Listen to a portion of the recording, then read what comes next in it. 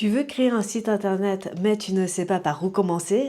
Tu en as déjà un, mais tu as l'impression qu'il dort plutôt que de travailler pour toi. Tu as du trafic, mais zéro vente. Ou tu te sens perdu avec tout ce qui est technique. Je te comprends tellement. Dans cette vidéo, je te montre les points essentiels pour vérifier si ton site est performant et comment l'améliorer, même si tu ne t'y connais rien. Si tu ne me connais pas, ce qui est sans doute le cas, je m'appelle Nathalie et je crée des sites internet sur WordPress. Alors maintenant, entrons dans le vif du sujet. D'abord, si tu n'as pas de site internet et que tu aimerais en créer un. Donc tu as deux choix, soit tu décides de le créer toi-même ou alors tu fais appel à un prestataire. Dans les deux cas, tu auras besoin de ces éléments. La première chose, c'est de savoir à qui tu t'adresses. Je te recommande de créer un avatar client. Pourquoi est-ce que c'est utile? Parce que plus tu connaîtras ton client, plus tu pourras faire une communication ciblée, car il s'adresse directement à ton client et pas à n'importe qui. Par exemple, si tu proposes de l'hypnose, tu ne t'adresseras pas de la même manière à des insomniaques qu'à des personnes qui souhaitent arrêter de fumer.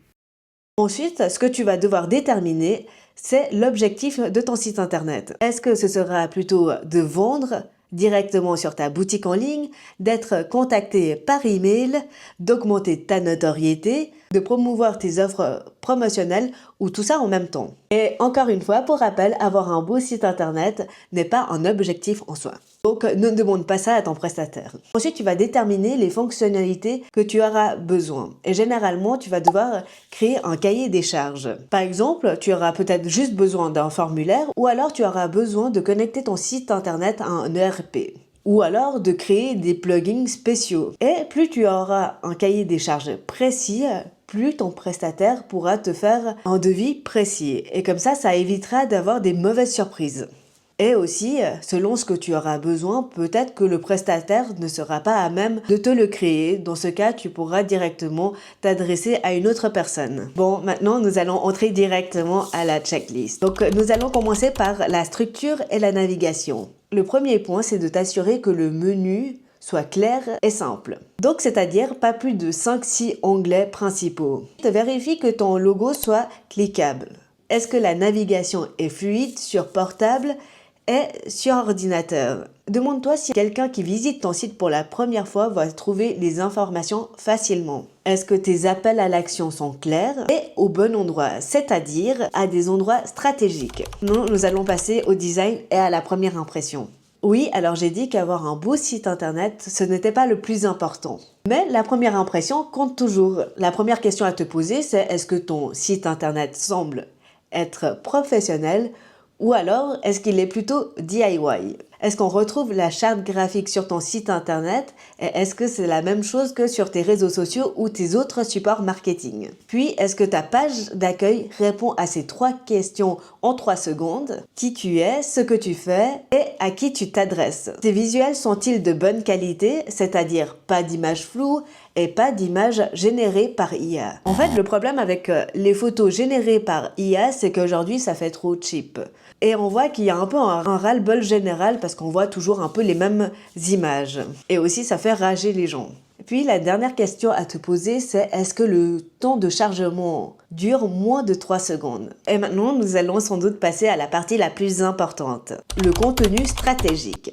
Est-ce que la première phrase de tes pages de service contiennent une promesse de vente? Par exemple, plutôt que d'intituler ta page hypnose, pourquoi ne pas mettre plutôt arrête le tabac sans stress grâce à l'hypnose? C'est beaucoup plus clair et on répond à une problématique. Puis, est-ce que tes textes sont orientés bénéfice client? D'où l'importance encore une fois d'avoir un avatar client. Ensuite, si tu as des témoignages clients, n'hésite pas à les mettre en avant.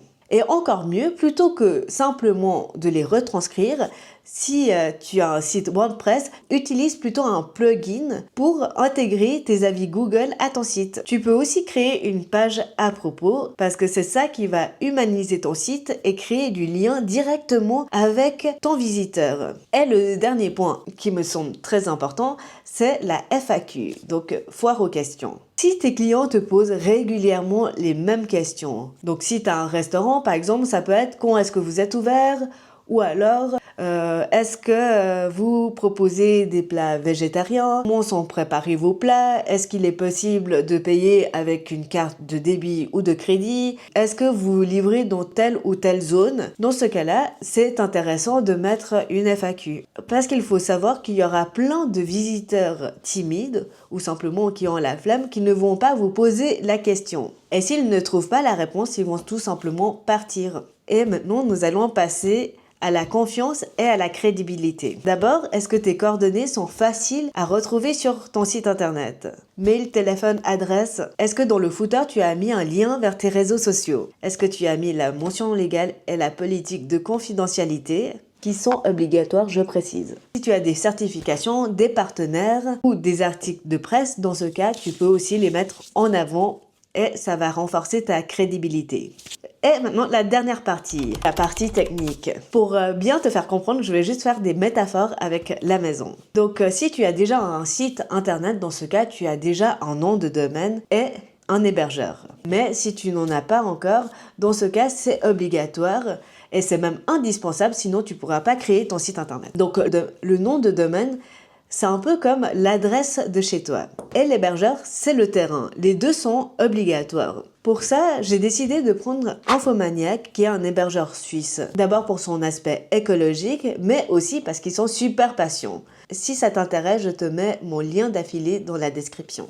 Ah oui, et aussi, ils proposent directement WordPress avec Divi si tu prends l'hébergement chez eux. Et ensuite, ce qui est très important, c'est que ton site soit sécurisé. Là, j'ai essayé aussi de trouver des métaphores, mais j'en ai pas trouvé, donc je vais simplement l'expliquer. Alors, pour reconnaître si ton site est sécurisé ou pas, dans le lien de ton site internet, ça doit commencer par HTTPS et non HTTP. Et normalement, il y a aussi un cadenas à côté. C'est la preuve que ton site est sécurisé. C'est fortement recommandé parce que de nombreux navigateurs bloquent les accès à des sites non sécurisés. D'ailleurs, toujours avec Infomaniac, il propose un certificat SSL gratuitement si vous prenez un hébergement chez eux. Et d'autres points importants que je recommande, c'est d'avoir un site internet optimisé pour mobile. Donc pour beaucoup, on parle de mobile first, ce qui veut dire qu'on va d'abord créer le site internet sur mobile avant de le créer sur ordinateur. Parce que pour la plupart des gens, ils vont faire des recherches directement sur leur smartphone plutôt que sur l'ordinateur.